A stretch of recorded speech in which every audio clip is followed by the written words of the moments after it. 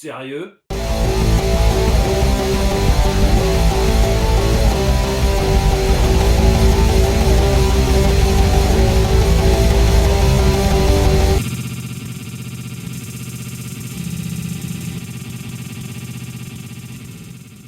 Salut tout le monde, c'est Max, j'espère que vous allez bien. Aujourd'hui, je voulais parler d'un sujet qui me touche particulièrement. Je voulais parler du communisme. Je vais vous expliquer un petit peu pourquoi et un petit peu tout ce que ça implique. D'ailleurs, je sais pas si vous avez remarqué, mais j'ai mis un t-shirt rouge, la couleur du communisme, avec le petit sigle là, symbole du capitalisme. Si vous y voyez de la provocation, bah c'est volontaire. Alors, pour commencer, déjà je voudrais dire que il faut pas faire d'amalgame dans tout ce que je vais dire. C'est pas parce que je fustige quelque chose que je suis forcément pour une autre. Avant de déverser votre haine, parce que je sais qu'il y en a beaucoup qui vont avoir envie de déverser leur haine, regardez jusqu'à la fin. Et après, on peut en discuter, il n'y a pas de souci. Avant toute chose, je pense que ce qui est important, c'est de faire un petit peu d'histoire et de regarder un petit peu ce qui s'est passé. Et on ira un petit peu plus loin par la suite. À l'origine, le communisme, c'est un ensemble de doctrines politiques qui s'opposent au capitalisme, ayant pour but de supprimer les classes sociales et une mise en commun des moyens de production. À la base, le communisme veut donc une société sans classe, sans État, sans monnaie et où les biens matériels sont partagés. Deux personnages importants sont à l'origine de cette idéologie, Friedrich Engels et Karl Marx, qui ont coécrit le fameux manifeste du Parti communiste en 1848. L'école marxiste prône la fin du capitalisme par la collectivisation des moyens de production. Cela revient à la fin des privatisations des moyens de production. À la différence du socialisme qui cherche à éviter les inégalités, le communisme prône la lutte des classes opposant les oppresseurs aux opprimés et la dictature du prolétariat. Pour Marx, le travailleur n'a pas de patrie, l'ennemi c'est le capital. C'est donc un mouvement qui se veut mondial. On va pas développer plus là-dessus. En mars 1917 commencent les révolutions russes appelées Révolution d'octobre ou bolcheviques, sous les ordres de Lénine, au début planqués à Zurich en Suisse. Les bolcheviks prennent le pouvoir. Les bolcheviks, c'est l'alliance du parti ouvrier social-démocrate et des mencheviks, afin de créer une majorité. C'est d'ailleurs la signification du terme bolchevique. Suite à la prise du pouvoir par Lénine, le communisme devient un véritable mouvement politique. Pour Lénine, le communisme a une connotation internationale. En 1919, il crée le Comintern, l'internationale communiste, afin de regrouper les partisans de la Russie soviétique à l'échelle internationale. En 1922, l'URSS est fondée. Vous le sentez là comme ça va partir en couille ? Alors, qui dit révolution dit forcément terreur. Trotsky, membre du gouvernement de Lénine, organise l'armée rouge et est partisan de mesures de terreur. Rappelons la dictature du prolétariat. La terreur, qu'on appelle terreur rouge, s'installe entre 1918 et 1922. Le but était d'empêcher par n'importe quel moyen l'opposition. Ainsi, on commence par faire taire ceux qui détenaient les moyens de production opposés au régime en priorité. On compte entre 50 et 200 000 morts, mais les historiens tendent à s'accorder pour 140 000 morts. C'est aussi à cette période qu'apparaissent les premiers camps de travail qui vont rapidement devenir le goulag. En 1924, à la mort de Lénine, c'est Joseph Staline qui prend le pouvoir face à Trotsky. Bon, jusque-là, ils étaient méchants, mais pas trop encore. Staline a une vision différente de celle de Lénine. Pour Lénine, le communisme était international. Or, pour Staline, il s'agit désormais d'un État communiste, le socialisme dans un seul pays. Sous Lénine, on avait déjà sacrifié la liberté au nom de l'égalité, mais avec Staline, on va plus loin. Certes, le culte de la personnalité était déjà de mise, mais il va pousser cela à son paroxysme. Son image est affichée partout, il se fait appeler le petit père du peuple, et on chante des chansons à sa gloire. Ça vous rappelle pas quelqu'un ? Je dis ça, je dis rien, hein, mais... Enfin bref. Évidemment, la propagande est partout. Littérature, musique, films. Et lorsque tu sors un peu du cadre imposé par le régime, tu finis au goulag.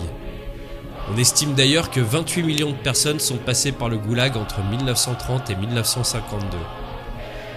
Au début des années 30, Staline impose la collectivisation, qui est une réforme agraire. Les paysans qui s'y opposent finissent au goulag.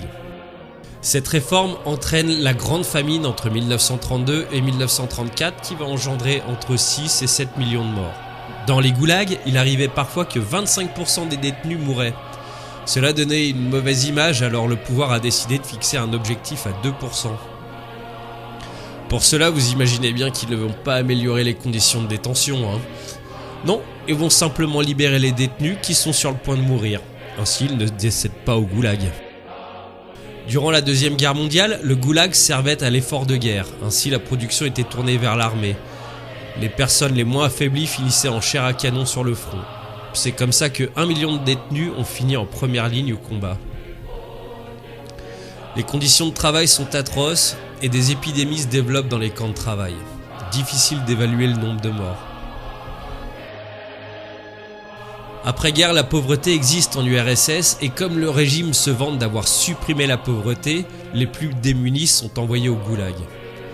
Les cerveaux, eux, sont envoyés dans un goulag amélioré, entre guillemets, afin de développer l'automatisation et aussi la bombe atomique qui va sortir en 1949. En 1953, c'est la mort de Staline.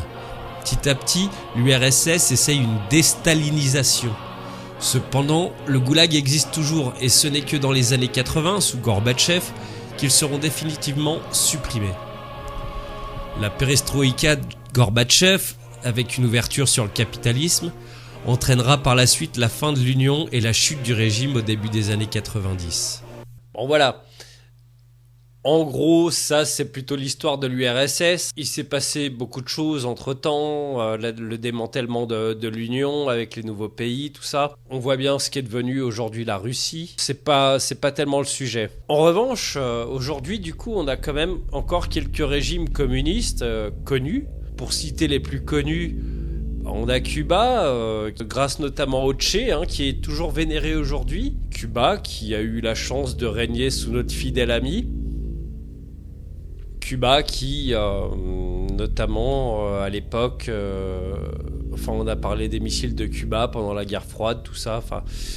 Voilà. On a aussi comme pays qui est bien connu pour son communisme et notamment pour son culte de la personnalité, la Corée du Nord. Corée du Nord dont on ne sait pas grand-chose finalement. On ne connaît pas la population de la Corée du Nord, on ne sait pas trop combien il y a d'habitants à Pyongyang, la capitale. Tout simplement parce qu'en fait, on peut faire que des estimations parce qu'on n'a aucun chiffre, parce que en fait, je ne sais même pas s'ils en font. Par contre, premier degré, c'est vraiment un pays que j'aimerais bien visiter. Au moins, je sais pas, c'est quelque chose qui m'intéresse, j'aimerais voir comment les gens vivent là-bas, j'aimerais aussi savoir comment ça se passe. Visiter, mais aussi j'aimerais pouvoir me barrer après, parce que ça veut pas dire que je cautionne tout ça. Qu'on sait aussi de la Corée du Nord, c'est que des fois ils envoient des missiles pour montrer qu'ils sont là, et pour se montrer menaçants, en tout cas, je suis pas sûr que ce soit tout le temps très marrant, parce que j'ai l'impression qu'ils ont une certaine haine envers les Occidentaux. Personnellement, j'ai pas de haine contre eux, mais voilà. On a aussi un autre pays communiste aujourd'hui, grand exemple de démocratie, la Chine. C'est un pays en tout cas qui s'est ouvert sur le capitalisme parce que quelque part ils se sont rendus compte que l'argent, finalement l'argent c'est pas mal. En revanche, il reste quand même aussi en Chine le culte de la personnalité. Dans les années 90, il y a eu une histoire avec des Tibétains, on n'en sait pas trop. En même temps, on ne nous donne pas tellement d'informations. Mais en tout cas, je me rappelle qu'on m'avait dit que les Tibétains, ils avaient rien demandé et que les Chinois sont venus les faire chier. Et je crois qu'il y en a un certain nombre qui a été exterminé sous l'égide du régime communiste. C'est important. Et là, dernièrement, alors on en a beaucoup parlé il y a un moment, mais aujourd'hui on n'en parle plus parce que visiblement tout le monde s'en fout. Les Ouïghours sont en train de se faire exterminer. C'est de l'épuration ethnique. Visiblement, ils n'aiment pas les musulmans. Donc, ils les exterminent. On appelle ça un génocide. Je vous laisse juge. Alors, pourquoi je voulais parler de ça? Pourquoi je voulais parler du communisme? Finalement, c'est pas tellement le communisme, l'idéologie qui me gêne. C'est le fait que en Europe, et notamment en France, on a des partis qui s'appellent partis communistes. Et personnellement, ça me dérange. Ça me dérange pourquoi? Pour tout ce que je viens de dire avant, en fait. Je suis pas sûr. Et pour de très bonnes raisons, qu'on accepterait qu'aujourd'hui, il y ait des partis politiques qui s'appellent le parti fasciste ou le parti nazi, sachant ce qu'ils ont fait, quoi. Et d'ailleurs, je trouve ça normal que ça n'existe pas. Alors, ça veut pas dire qu'il n'y a pas de partis politiques qui n'ont pas un esprit fasciste ou nazi, et ça veut pas dire qu'il faut pas les combattre. Mais là, on a quand même des partis politiques qui s'appellent partis communistes, et on dit rien, ça choque personne. Enfin, j'ai l'impression que ça choque personne, sauf moi peut-être, je sais pas. Mais sachant tout ça, que c'est quand même un parti mortifère. Juste sous Staline, on estime qu'à peu près, il y a eu 20 millions de morts. Et rien que pour ça, même si j'avais des pensées communistes, je dirais mais putain, on change de nom, quoi. Enfin, je ne veux pas que mes idées soient associées à ça. C'est juste dingue, quoi. Et non, ça choque personne, on s'appelle communiste. Aujourd'hui, on a encore des partis communistes qui sèment la terreur, qui font des génocides, tout ça, mais il n'y a pas de souci, quoi, on continue. On a notre parti communiste en France. Encore une fois, c'est pas les idées qui me dérangent, c'est le fait qu'on ait encore des partis qui s'appellent partis communistes. Ça me choque autant que si on avait des partis qui s'appelaient parti nazi, parti fasciste. Effectivement, l'idéologie communiste, à la base, ça part d'un bon sentiment. J'ai pas forcément à redire contre ça, parce que oui, il y a des inégalités, oui, il y a toutes ces choses qui font que il y a un peu encore le combat du prolétariat, tout ça, je suis d'accord. Mais n'empêche que absolument aucun parti communiste n'engendrait la paix. Dans le monde entier, dans toute l'histoire et encore aujourd'hui, le parti communiste tue. Et je trouve ça inadmissible. Et je ne comprends pas que on ait encore des partis communistes.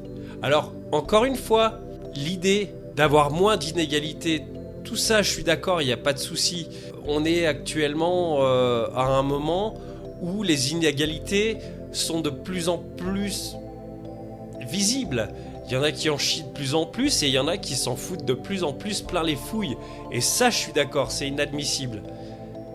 Mais on ne peut pas continuer à s'appeler le Parti communiste quand on sait les millions de morts qu'il y a eu dans le passé et quand on ne sait même pas combien de millions de personnes meurent encore aujourd'hui sous le prétexte communiste. Je trouve ça juste inadmissible. Je sais qu'il y a cette idée de l'ennemi de mon ennemi et mon ami. Et peut-être que c'est ça qui a joué, parce que pendant la Seconde Guerre mondiale, finalement, les alliés et les communistes se sont mis d'accord pour détruire le régime nazi, ce qui est une très bonne chose. Le nazisme n'a rien à envier à personne.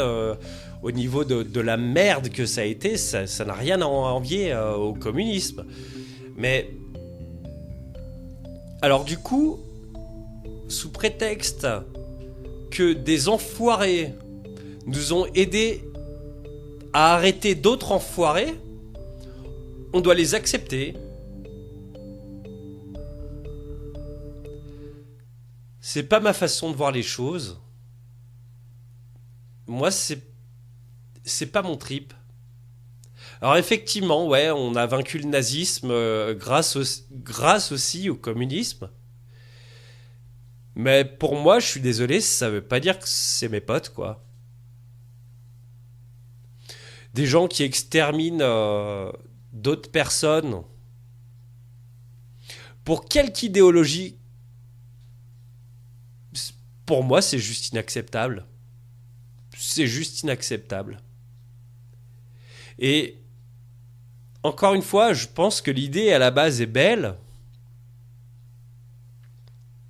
mais la prise du pouvoir, dans tous les cas, ça rend cinglé, quoi. Enfin, encore une fois, il n'y a aucun cas, jamais ça n'est arrivé que le communisme engendre quelque chose de bien. Bon, alors j'ai des origines polonaises.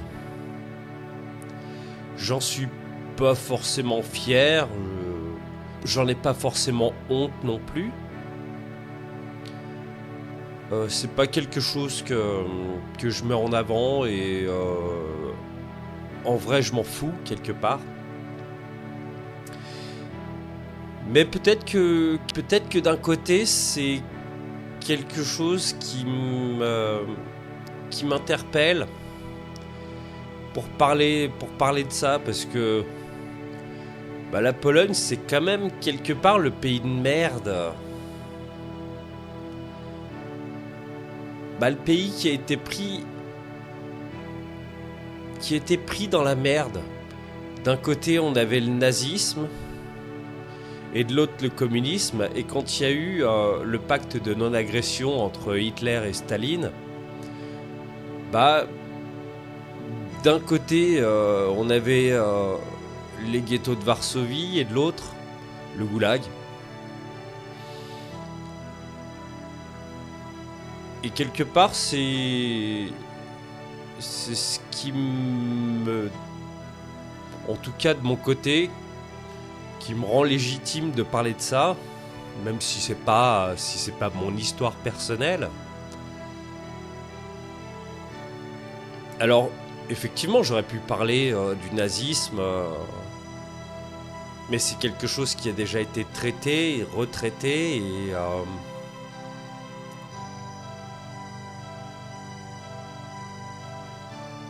et finalement c'est acté que, et c'est très bien que ça le soit, que le nazisme c'est inadmissible. Seulement il y a l'autre côté, quoi. Ouais, à l'Est il y avait le communisme, et ça c'est encore admis aujourd'hui. Ça choque personne, ça ne choque absolument personne. Enfin, en tout cas, j'ai l'impression que ça ne choque personne qu'il y ait des partis qui s'appellent partis communistes. Ça me fait penser aussi notamment à ces groupes de punk français.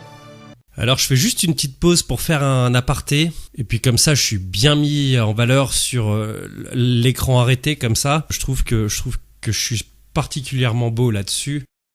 D'ailleurs au passage, je suis célibataire, je suis pas en recherche active, mais bon, si des fois il y en a qui sont intéressés, voilà. Bon, juste cet aparté, parce que je vais faire un test, du coup j'ai pensé à un truc, je vais faire un test, je vais mettre de la musique de certains groupes de punk, là, pour les minutes qui viennent, et je vais voir si je vais me faire claim. Je pense que je vais mettre les Berruriers Noirs, les Sales Majestés, et puis Néophyte. Alors je pense que je vais avoir un claim sur les Berru et LSM. Néophyte, je sais pas. J'ai un doute, mais bon. Si je fais ça, c'est juste pour voir si ces gars-là, bah, c'est un peu faites ce que je dis, pas ce que je fais. Si ça se trouve, j'aurais pas de claim. D'ailleurs, je le dirais, je ferai un short ou un truc comme ça pour vous dire si j'ai eu des claims ou pas. Voilà. Alors, j'ose espérer qu'ils sont ignorants. Mais la plupart du temps, ils nous font part de leur comparaison entre la peste et le choléra en parlant du capitalisme et du nazisme. Bah, je peux vous dire que les Polacs, eux, la peste et le choléra, ils l'ont connu. Et c'était pas le capitalisme et le nazisme. C'était le nazisme et le communisme. Encore une fois, d'un côté, c'était le ghetto de Varsovie. Et de l'autre, c'était le goulag. Au passage, juste au passage, les pro-communistes et tout ça, les juifs de Pologne, ils finissaient au goulag.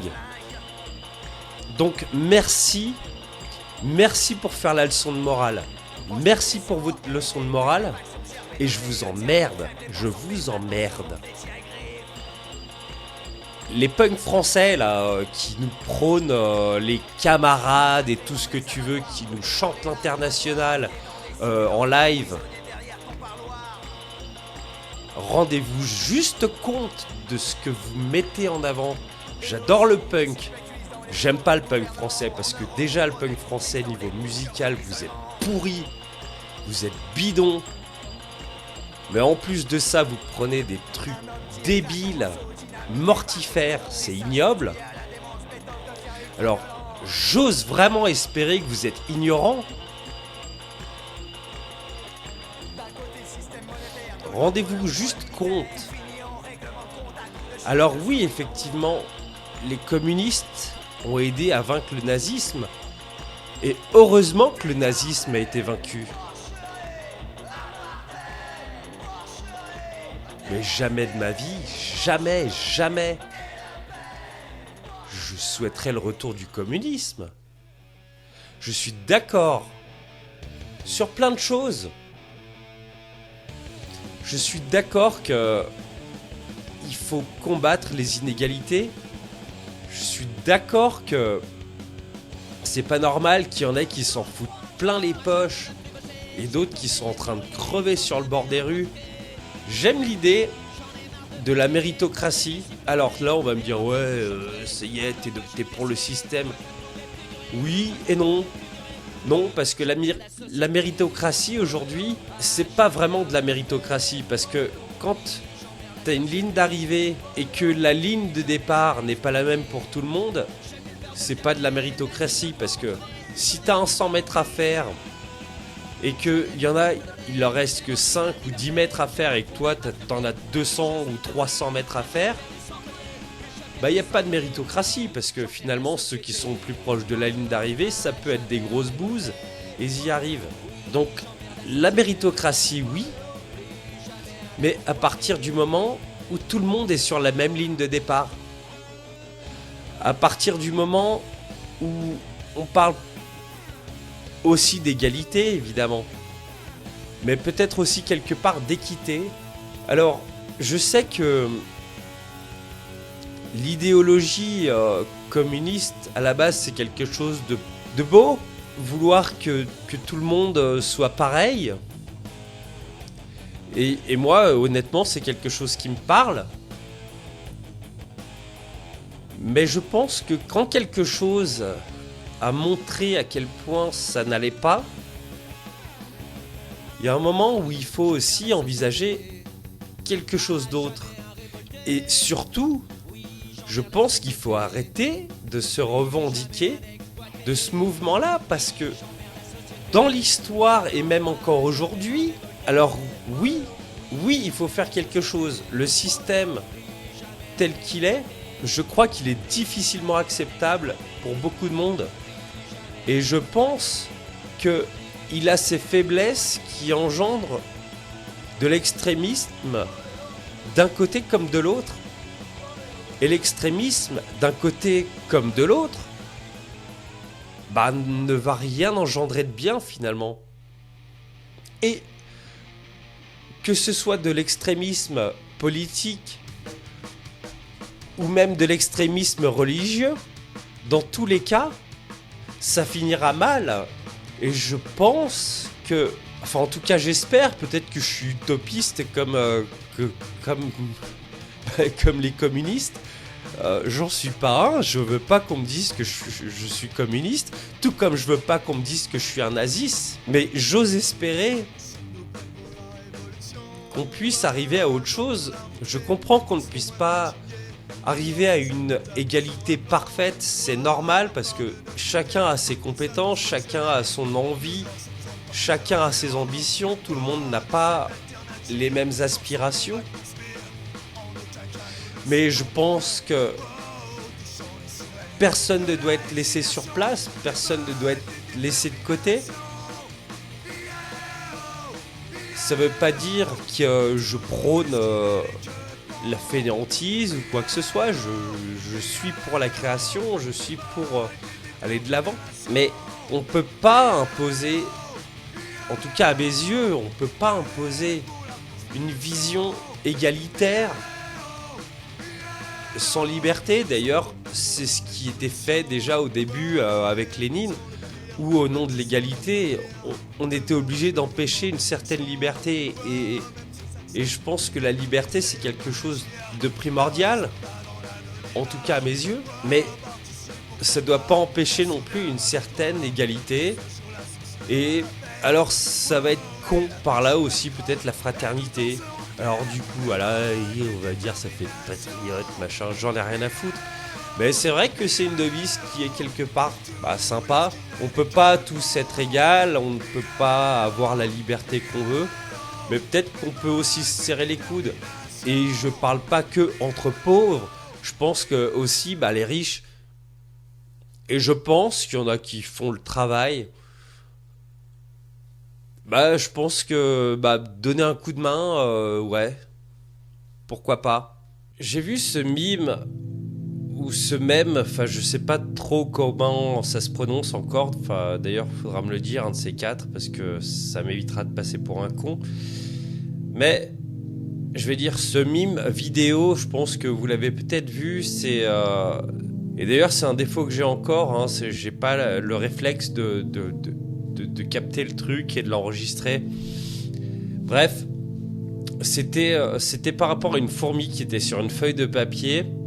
Et en gros, ça mettait c'est con une fourmi, un truc dans le genre. Je vais essayer de retrouver ça. Je sais pas si je vais réussir à le retrouver. Ça mettait c'est con une fourmi. Donc il y avait cette fourmi sur la feuille. Et le gars, avec son feutre, il faisait un cercle autour de la fourmi. Et la fourmi, elle osait pas dépasser le cercle. En fait, elle restait dans le cercle, elle restait enfermée. Et après ça, du coup, ça montrait la carte du monde avec les frontières. Et j'ai trouvé que c'était pas con. J'ai trouvé que c'était pas con parce que finalement, on est enfermé par des lignes arbitraires. Alors que souvent, on a bien plus de points communs avec peut-être des gens qui sont hyper éloignés de nous. Et on n'en a rien à foutre, on reste enfermé entre nous, avec nos certitudes. Et je trouve ça con. En tout cas, c'est ma vision des choses. Et je voulais juste dire que c'est pas parce que j'ai envie de dénoncer le communisme que j'offre une quelconque crédibilité au nazisme, au fascisme. Ça a rien à voir. Encore une fois, l'ennemi de mon ennemi n'est pas forcément mon ami. Et d'ailleurs, les deux sont mes ennemis. Je pense juste qu'à un moment, il faut aussi se rendre compte de ce que sont les choses. Et que c'est bien beau de pointer le doigt sur le mal qui est fait d'un côté, mais ça n'empêche pas de le pointer sur le mal qui est fait de l'autre côté. Ça veut pas dire que dans ce cas-là, on est du mauvais côté. Je veux dire qu'on peut critiquer un côté comme l'autre sans forcément être de l'autre côté. Voilà.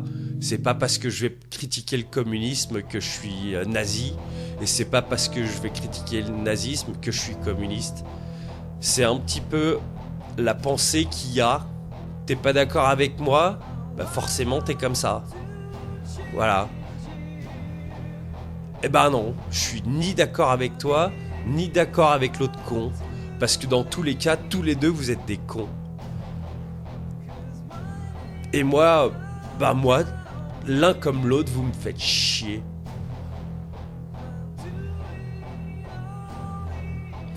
Alors, aujourd'hui, comme j'ai dit, en Europe et en France, notamment, il existe toujours un parti communiste. Et vraiment,